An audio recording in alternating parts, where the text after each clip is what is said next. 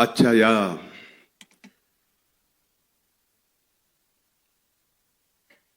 अजित पर्वाच्या नवसंकल्प शिबिरास उपस्थित आपले राष्ट्रीय अध्यक्ष आदरणीय दादा,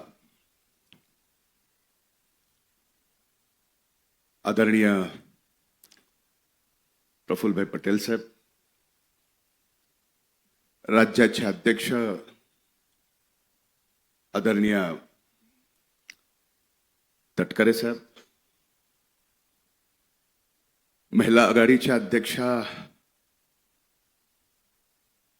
माननीय रुपालीताई चाकणकर, इथं उपस्थित आदरणीय दिलीप वळसे पाटील साहेब, आदरणीय हसन मुश्रीफ साहेब, मंत्रिमंडळातील इथं उपस्थित सर्व आदरणीय सहकारी, विधिमंडळातील इथं उपस्थित सर्व सन्माननीय सहकारी, पक्षाच्या इथं उपस्थित सर्व सहकारी बंधू भगिनींनो आणि पक्षातील माझ्या इथं उपस्थित तरुण भावांनो, खऱ्या अर्थानं विधानसभेच्या निवडणुकीनंतर त्याच्या अगोदरही आपण अजित पर्व म्हणून पक्षासमोर एक दादांचा विश्वास महाराष्ट्राच्या जनतेसमोर ठेवला. विधानसभेच्या निवडणुका झाल्या. खऱ्या अर्थानं महाराष्ट्राच्या जनतेने दादांच्या नेतृत्वावर विश्वास ठेवला आणि आज विधानसभेमध्ये सत्तेत येऊन अजित पर्व पुन्हा चालू झालं आणि त्यासाठी आपल्याला नवा संकल्प घ्यावा लागतोय. तेही शिर्डीमध्ये ही एक आगळीवेगळी आपल्यासाठी आनंदाची पण गोष्ट आहे आणि नव्या जबाबदारीची पण ही गोष्ट आहे. मी रात्री प्रवासात येत असताना विचार करत होतो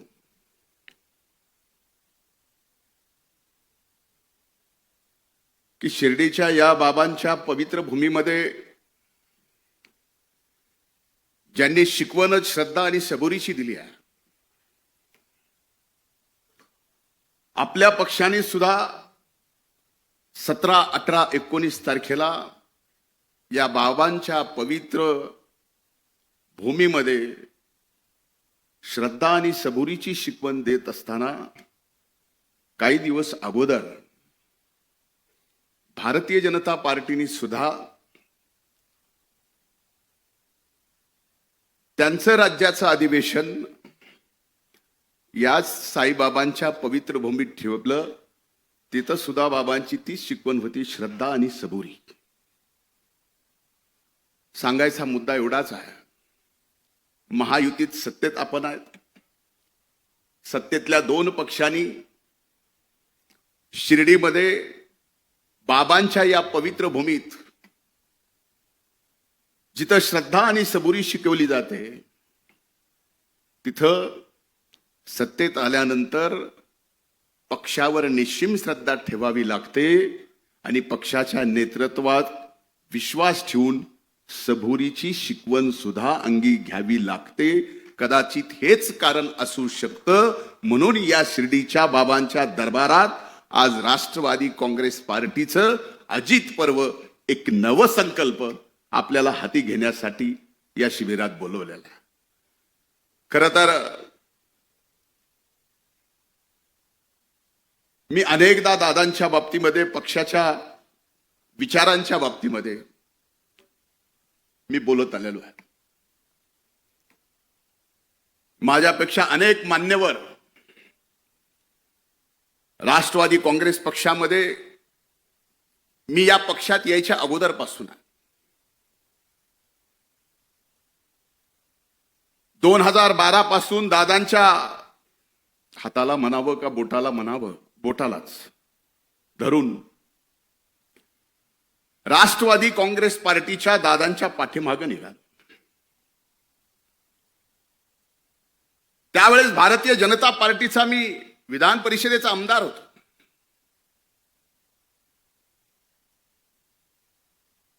आमदारकीचा राजीनामा द्यायला लावला. राष्ट्रवादी काँग्रेस पक्षाकडून मला आमदार केलं. ती 2013ची गोष्ट. 2014ला महाराष्ट्रात विधानसभेच्या निवडणुका झाल्या आणि आपलं आघाडीचं त्यावेळेसचं सरकार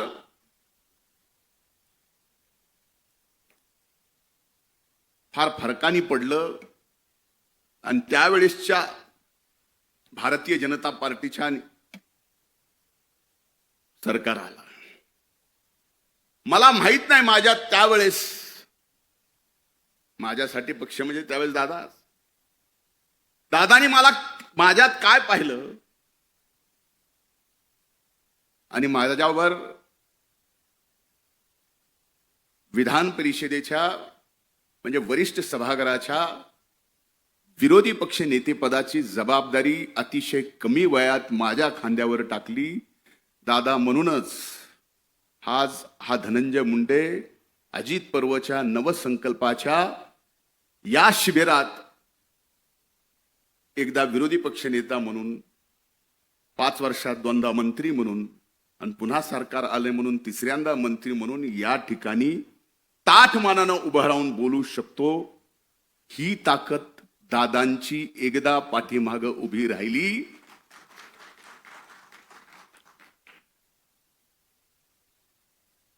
आता सूरज बोलत बोलत म्हणला की 1-1.5 महिना झालं टीव्हीवर मी, म्हणजे मी म्हणण्यापेक्षा जिल्हा आहे, मी आहे.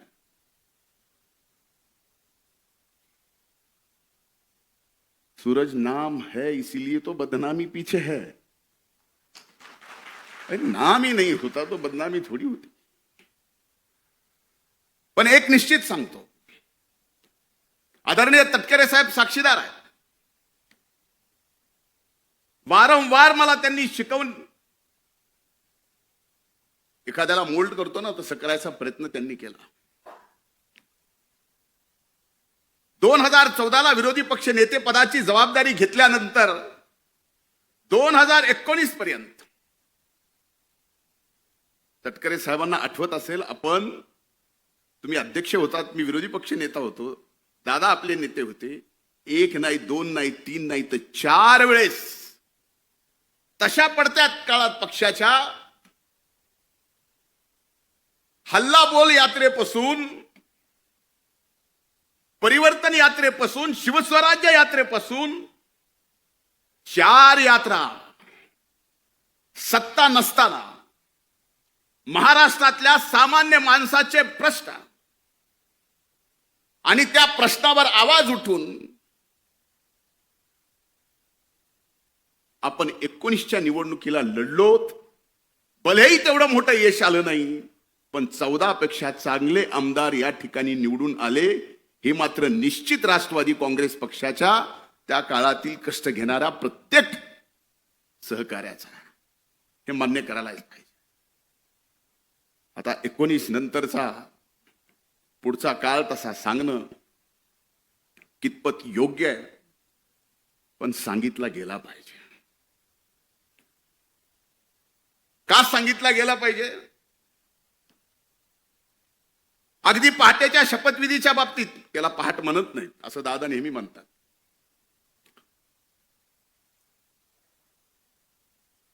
पण कदाचित त्याच्या शपथविधीच्या अगोदर साहेब आपण पण साक्षीदार आहे. मी दादांना विनंती केली होती, आज स्पष्टपणाने बोलतो, कधीही बोललो नाही, कारण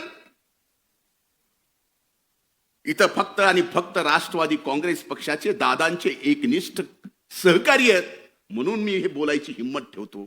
त्यावेळेस मी म्हणलं होतं दादांना, तटकरे साहेब आपण साक्षीदार असाल तर हो म्हणा, शपथ घेऊ नका. का म्हणलो होतो? काही गोष्टी कळाल्या होत्या त्या नम्रपणे दादांच्या पायी माझं डोकं ठेवून जे तटकरे साहेबांनी बघितलं की म्हणलं दादा आपला घात होतोय. दादानी माझ्या डोक्यावर हात ठेवून म्हणले असला घातभीत काय होत नसतो, पण शेवटी व्हायचं ते झालंच. त्यावेळेसपासून आपल्या या दादांना विलन आणि खलनायक ठरवायचं षडयंत्र त्यावेळेसपासून चालू होतं. आज हे मी बोललो तर कुणाला कदाचित माहित नाही मधल्या काळात, पण ही वस्तुस्थिती आहे. वारंवार या महाराष्ट्रात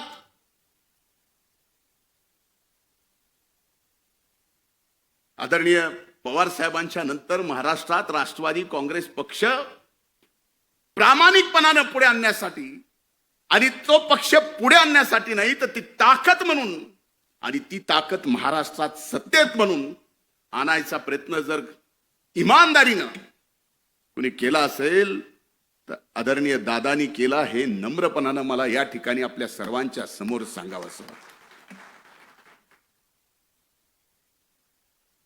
आता पहाट होती त्यामुळे त्या शपथविधीला मला येता आलं नाही, कारण पहाटेचं आपलं तसं जमत नाही. पण घेणं एक ना घेणं दोन, शिक्षा मात्र मला झाली. ही मान्य करता का नाही? माग कुणी जरी हो म्हणत नसलं तर माग शेतकरी भाऊ हो म्हणतायत.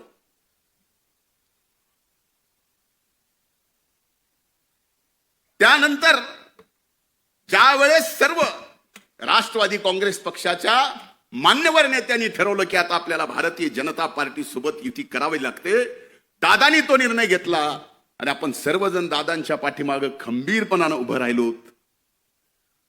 आणि आज खऱ्या अर्थानं अनेक वर्षापासून असा विश्वास एकट्या दादावर असता तर एकट्या राष्ट्रवादी काँग्रेस पक्षाने या महाराष्ट्रात सत्ता दादांच्या नेतृत्वाखाली आणली असती. पण वारंवार दादाच्या चांगल्या कामाला खलनायक ठरवायचं काम करण्यात आलं, त्याचमुळे हे घडलं नाही. लोकसभेची निवडणूक झाली. लोकसभेच्या निवडणुकीत दारुण पराभव झाला. मला अनेक जण त्या राष्ट्रवादी पक्षाचे जुने जाणते नेते येऊन म्हणतात,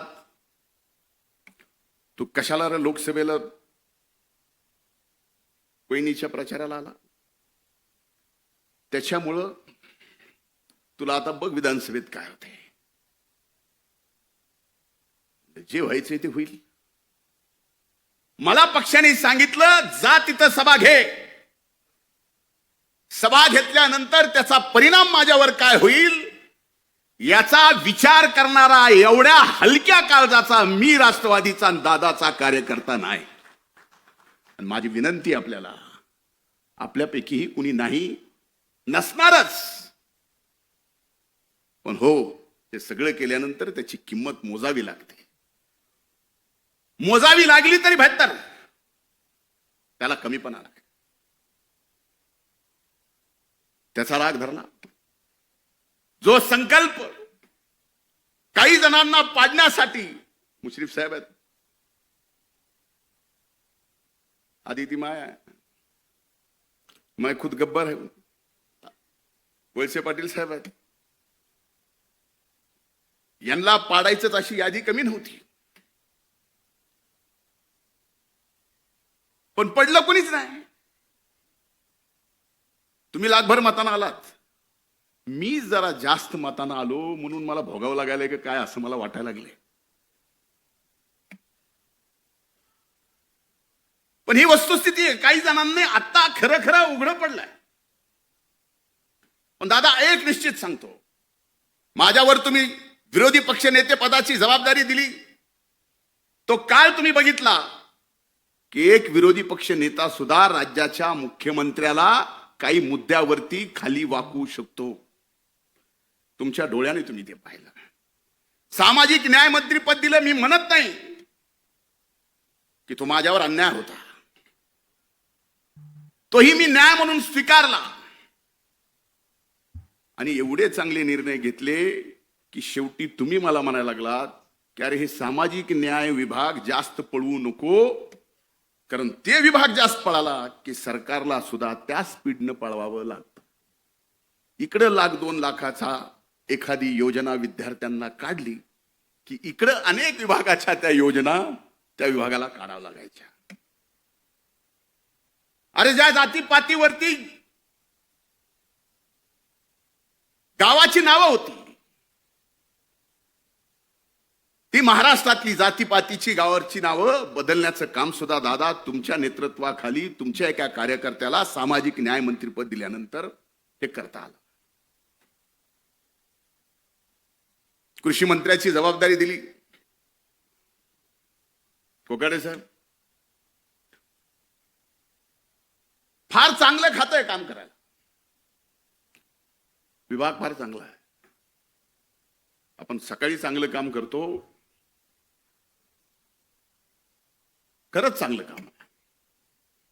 आपण जिम्मेदारी दिली दादा, 1 रुपयात या देशात 1 रुपयात पहिलं राज्य आहे ज्या राज्यात, पहिलं राज्य आहे महाराष्ट्र ज्या राज्यात 1 रुपयामध्ये पीक विमा योजना आणली. आज त्या पीक विम्याच्या बाबतीमध्ये सभागृहात दादा तुमच्या सगळ्यांच्या समोर पीक विम्याच्या बाबतीत आरोप झाले की ज्या 1 रुपयाच्या पीक विम्यामध्ये 11,000 कोटी रुपये पीक विमा कंपनीला या महाराष्ट्राच्या शेतकऱ्याला द्यावे लागले. हे रेकॉर्डवर आहे, मी सांगत नाही, पण तरी आरोप होतात, अनेक गोष्टीचे आरोप होतात. चिंता ही नाही की आरोप विरोधातले करतायत, चिंता ही आहे दादा नवसंकल्प करताना कि आरोप महायुतीतले करतायत. चिंता तो इस बात की है. आज धनंजय, आज मी गटलो म्हणून मला, उद्या अनेक जण आहेत ते गटलेत म्हणून त्याला, पण पक्ष म्हणून आमच्या सारख्याला दादा काही नको. आम्ही इथं सगळेच कुणाशीही लढू, कुणाशीही खेटू, परवा नाही.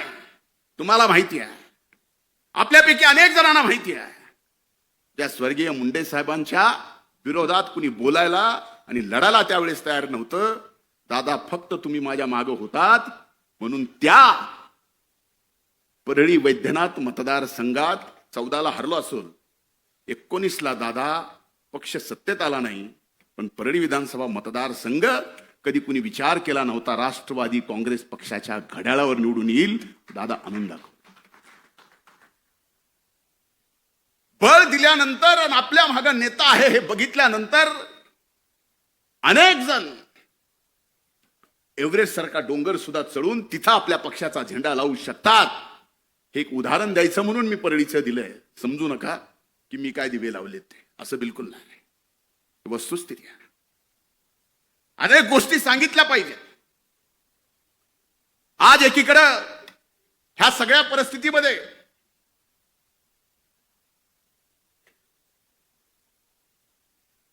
दादानी ऐकावं म्हणून मी थांबलोय. एक नक्की आहे, शिर्डीच्या साईबाबांच्या साक्षीनं सांगतो की आमच्या बीड जिल्ह्याच्या पालकमंत्री पदाची जबाबदारी आदरणीय दादांनी या ठिकाणी घेतली. अतिशय आनंदाने मी या ठिकाणी सांगतो, तो आनंद या ठिकाणी व्यक्त करतो. आणि जिल्ह्यात दादा आपलं स्वागत करतो. यात मीही विनंती केली होती की सद्य परिस्थितीमध्ये अशा जबाबदारीत आपण नसू नये. पण एक गोष्ट मात्र लक्षात घेतली पाहिजे. आज अजित पर्व आहे, आज आपण सत्तेत आहोत, आज आपल्याला नवीन संकल्प घ्यायचा आहे. पण हा नवीन संकल्प घेत असताना राष्ट्रवादी काँग्रेस पक्षाला पहिल्यांदा कार्यकर्ता भिमुख व्हावं लागेल. कार्यकर्ता भिमुख झाल्यानंतर पक्ष संघटन एवढं मोठं होईल, एवढं मोठं होईल की कसल्याही वाऱ्या आणि वादळामध्ये ते पक्ष संघटन कधीच ढळणार नाही, हलणार नाही. हे मात्र एक कार्यकर्ता म्हणून निश्चित मी आपल्याला सांगतो. पण मधल्या काळातल्या काही अनुभवात मी सांगतो. पक्षामध्ये पक्षाची जबाबदारी घेऊन काम करणारा प्रामाणिकपणाने अनेक वर्षापासून, त्यालाच विचारून सगळ्या गोष्टी होत्या. काही अनुभव तर असे सांगतो की आपल्या पक्षाच्या प्रमुख कार्यकर्ता असेल, नेता असेल, त्याची जर काटाला लावायची आहे, त्याची जर नीटनीटकी करायची आहे, तर त्याला इतर पक्षाच्याही गरज नाही. आपल्या पक्षाचेही भरपूर बस झाले, फक्त कानाला लागायचं काम. यानी काय होणार आहे? जे दादा तुमच्यासारख्या एका नेत्याने माझ्यासारखा कार्यकर्ता घडवला, भले आज लोक मला नेता समजत असतील, पण माझ्यातला कार्यकर्ता, मी मरेल पण माझ्यातला कार्यकर्ता मी कधीच मरू देणार नाही. त्यावेळेसच नेता जिवंत असतो. त्याच्यातला कार्यकर्ता मेला त्यावेळेस नेता संपला, पक्ष संपला. आणि माझ्यातला कार्यकर्ता मी कधीच मरू देणार. आज अनेक जण लोकसभेच्या प्रचाराचा मी विषय बोलत नाही, पण विधानसभेच्या प्रचारात मला सगळीकडून घेरला असताना मला अभिमन्यू करायचा प्रयत्न केला होता. पण विधानसभेच्या अगोदरच मी सांगितलं होतं की मी अभिमन्यू नाही, मी धनंजय आहे. पण आपल्यापैकी अनेक जण आहेत की हे काम करत असताना सुद्धा आपल्या सगळ्यांच्या प्रचाराला मी इमानदारीने आलो. आणि जेवढं कठोर ज्या पद्धतीने बोलायचं, कोकाटे साहेब आपणही इथं आहात, अनेक जण आहेत. बाबासाहेब पाटील फॉर्म भरायच्या दिवसात लामटे साहेबांच्या गेलो. अगदी उद्या मतदान आहे, आदल्या दिवशी इथं विजयराजे पंडित साहेब असतील, त्यांच्यासाठी गाव टू गाव फिरलो. मी माझ्या मतदारसंघात फक्त 5 गावात गेलो होतो. मग ह्या अशा काम करणारा, फक्त नावाला नेता पण काम करणारा माझ्यासारखा कार्यकर्ता ज्या वेळेस कुठल्या तरी एका कारणाने फक्त मला टार्गेट करायचंय, त्याला कारण काय हे आपल्याला माहिती आहे. मुद्दा मला कितीही टार्गेट करू द्या, मुद्दा मला कितीही बदनाम करू द्या, पण दादा आता फार महत्वाची जबाबदारी आमच्या मातीची म्हणजे बीड जिल्ह्याची तुमच्यावर आली आहे. तुम्ही आता जिल्ह्याचे पालकमंत्री आहात. सगळ्यात अगोदर लोकसभेमध्ये जे सामाजिक सलोखा बीड जिल्ह्याचा नाही, मराठवाड्याचा नाही, महाराष्ट्रातला बिघडला होता, तो सामाजिक सलोखा पुन्हा बीड जिल्ह्यामध्ये नाही तर अख्ख्या मराठवाड्यात बिघडला आहे. आज आपण या ठिकाणी शिवशाहू फुले आंबेडकरांच्या विचारांनी भारतीय जनता पार्टी सोबत महायुतीमध्ये आहेत. भारतीय जनता पार्टीला सुद्धा शाहू फुले आंबेडकरांच्या विचाराचा काही अडचण नाही, त्यांनी सुद्धा आपल्याला घेतलंय. पण एक गोष्ट विचारली पाहिजे की उभ्या महाराष्ट्रामध्ये किती ओपनच्या जाग्यावर किती ओबीसीचे माणसं नोकरी करतायत, कोण कर्मचारी, कोण ड्रायव्हर आहे, कोण शिपाई आहे, कोण अधिकारी आहे. याच्यावरती जर उघड आकृती बंद जर जाहीर होऊ लागला आणि त्याच्या चर्चा मात्र सबंध महाराष्ट्रात होऊ लागल्या, तर खरंच का आपण शिवशाहू फुले आंबेडकरांच्या विचाराचे आहोत असे प्रश्न आम्हाला विचारले जातात. पावला पावलावर प्रश्न आमचे विचारले जातात. याच्यापेक्षा तुम्हाला दादा माहिती आहे, प्रशासन तुमच्या हातून जेवढं मजबूत होतं तेवढं कुणाच्याच नाही. कधीतरी तुम्ही सुद्धा अगदी वरिष्ठ प्रशासनाच्या सर्वांना विचारा की हे जे चाललंय हे बरोबर आहे. यानी या महाराष्ट्रातला सामाजिक सलोखा व्यवस्थित राहणार आहे. यामुळे शिवशाहू फुले आंबेडकरांचा विचार घेऊ एकमेव आपला पक्ष जो इमानदारीनं, निष्ठेनं, यांच्या निष्ठेचं काम जे आपण हाती घेतलंय ते करतोय, ते खरंच पुढे आपण घेऊन जाणार आहोत का? कदाचित या गोष्टी माझ्या तुम्हाला मिनिटासाठी लागतील, पण लागू द्या. मैं आईना हूं, आईना दिखाऊंगा जो. पण ही वस्तुस्थिती आहे. कसं तरी लोकसभेच्या निवडणुकीनंतर सामाजिक सलोखा या महाराष्ट्रात विधानसभेच्या निवडणुकीनंतर बदलला, पण पुन्हा कुठलं तरी कारण काढायचं. हो, बीड जिल्ह्यामध्ये मस्साजोगचे आमचे सरपंच संतोष देशमुख यांची निर्गुण हत्या झाली. ज्यांनी गेली ती गुन्हेगार, त्या कृत्याचं कुणीही समर्थन करू शकत नाही. आणि ज्यांनी केले असेल त्यांना फासावर लटकवलंच पाहिजे. आज प्रत्येक जाती धर्मात 5-10% गुन्हेगार आहेतच. कुणी उठून सांगावं की हो माझी अशी जात आहे, हो असा माझा धर्म आहे, एकही गुन्हेगार सापडणार नाही. सांगावं. पण त्या 5-8 गुन्हेगारांच्या मुळे उभ्या महाराष्ट्रामध्ये जर मीडिया ट्रायल होत असेल एका जातीचे, ओबीसीचं, तर लोक आता एवढे राहिले नाहीत. बीडचा बिहार, परळीत तालिबान, आम्हाला दुःख होत नाही. आमचा बीडचा बिहार अर्ध्याच्या वर 6 महिने ऊस तोडायला तुमच्याकडे असतो, त्याचा बिहार केला जातो. आणि कुणी महायुतीतल्या आपल्या पक्षातल्या लोकांनी परळीला तालिबान केले जातं, जे परळी 12 ज्योतिर्लिंगापैकी पंचम स्थान असणारं, 5वं स्थान असणारं परळी वैद्यनाथाचं ज्योतिर्लिंग आहे. दादा, काही दिवसानं शिवरात्री आहे. लाखो भाविक या देशातले तिथं दर्शनाला येतात. अशा मीडिया ट्रायलनी, अशा सगळ्या एका गावाला, एका जिल्ह्याला बदनाम करून अशा जर गोष्टी होत असतील, ह्याच्यातलं नुकसान कुणाचं आहे? भले आम्ही राजकारणात राहू, नाही संपू, पण पिढ्या ना पिढ्या पुढच्या तुम्हा मला कधीच विसरणार नाहीत. ही काय करून ठेवते? माझी हात जोडून त्या बाबतीतली विनंती आहे. अरे, आमच्यासारखे माणसं लढणारे, मला माहिती आहे दादा, कुठल्या कुठल्या प्रसंगात, माझ्या वाईट प्रसंगात या पक्षाने माझ्या मागे उभं राहिले. मी ते कधीच विसरू शकत नाही,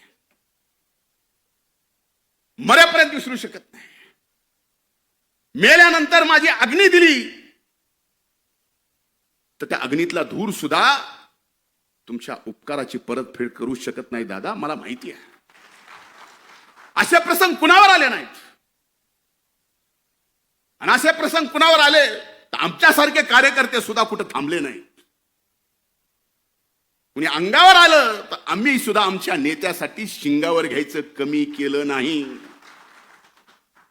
आत्ताच्याच प्रसंगात एक गोष्ट तुमच्या सगळ्याच्या समोर आली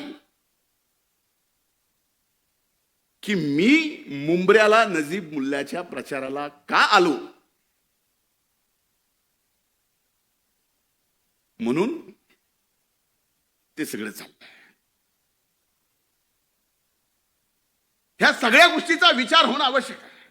आमच्या सारख्यानं एक लहान मतदारसंघ ज्यावेळेस पक्षासाठी बांधला, लहान, ज्या गावामध्ये दादा तुमच्या हाताला हात धरून तुमच्या सोबत आलो, त्यावेळेस त्या गावात आम्ही ज्यावेळेस दगड खाल्ले, 5 वर्ष लागू दिले नाहीत, तुमचा फोटो लावून त्या गावात ग्रामपंचायत राष्ट्रवादी काँग्रेस पक्षाची आणली. का? माग बघितलं की आम्हाला लक्षात यायचं दादा आहेत. बस कधी कधी आमच्या सारख्याला आता वाटायला लागले, माग बघितल्यावर कोण आहे, आम्हीच दचकायला लागलो. पण आता ही वेळ नाही. सांगायचा हेतू एवढाच आहे, मी आपल्यापेक्षा अनुभवाने प्रचंड लहान आहे.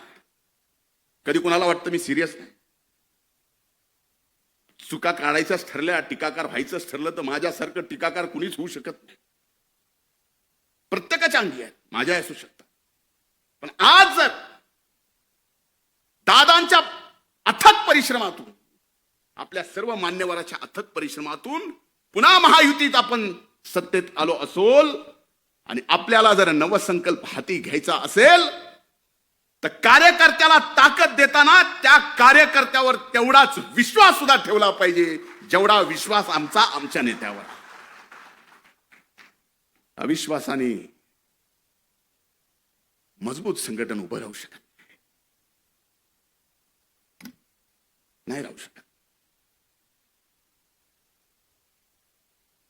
आणि एकदा का विश्वास टाकला, मी आपल्याला सांगतो, तुमच्यासाठी आपल्यासाठी अजित पर्व हे आता चालू झालेलं असेल. आम्ही अनेक वर्षापासून स्वप्न पाहतोय. जसा दादांच्या सोबत आलोय तसा नवसंकल्प आपण काय घेऊन जातोय. माझ्या दृष्टीने आपण पक्ष महाराष्ट्रात मजबूत करणार, नोंदणी करोडाची करणार. ती कशी काय हे सगळं आपल्याला माहिती आहे. पण आजची राजकीय परिस्थिती पाहिली आणि येणाऱ्या 5 वर्षानंतर आपण जर येणाऱ्या 5 वर्षाच्या राजकीय परिस्थितीचा आजपासून अंदाज बांधायला लागलो तर हो, नक्कीच या महाराष्ट्रात दादांच्या नेतृत्वाखाली हा राष्ट्रवादी काँग्रेस पक्ष 1 नंबरचा पक्ष होऊ शकतो. माझं आज हे बोलणं कदाचित तुम्हाला काही पण बोलायला असं वाटतं, होऊ शकतो. आणि त्याची पहिली परीक्षा काय,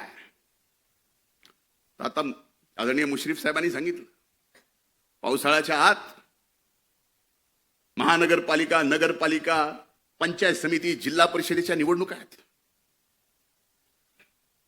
पक्ष कधी आमदारकी खासदारकीसाठी कुठल्याच कमी पडला नाही.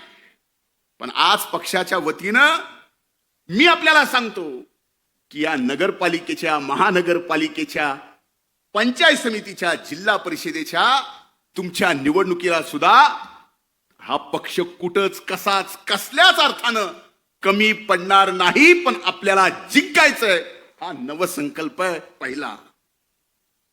आणि ह्याच्यात आपली ताकद दिसली तर पुढे बघा सर्व गोष्टी. मला इशारा आला है, इशारा एक ही जन मुझे दे सकता है, मतलब मैं समझ सकता हूं. देने वाले तो बहुत देते, लेकिन समझने वाले को समझना तो चाहिए. बहुत वक्त बाद की माफी चाहता हूं. घड्याळ तेच, वेळ नव्हे. त्यामुळे माझी आज या अजित पर्वाच्या नवसंकल्प शिबिरामध्ये मला बोलायला परवानगी दिली त्याबद्दल पक्षाचे मी हृदयपूर्वक आभार.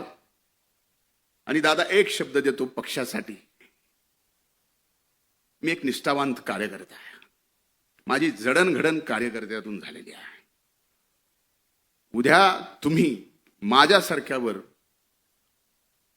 पौंडेचेरीचा जरी जबाबदारी दिली ना, तरी तिथं जाऊन पूर्ण वेळ काम करायची तयारी माझ्यासारख्याची आहे. त्याच्या बाबतीत काही म्हणजे मी काही जरी म्हणत असलो तर ही वस्तुस्थिती, कारण हे मी डोळ्यात डोळे घालून आपल्या पक्षाच्या सर्वांच्या समोर बोलतोय. आणि ही जबाबदारी आपण सगळ्यांनी घेतली पाहिजे. मी उदाहरणानं म्हणजे 2 मिनिट हसावं म्हणून, पण आपल्या जे शक्तिस्थळ आहेत ते आणखीन मजबूत करायची वेळ आहे. हेच खरा अजित पर्व आहे, हेच खरा नवीन संकल्प आहे. खूप खूप धन्यवाद. जय हिंद, जय महाराष्ट्र, जय राष्ट्रवादी.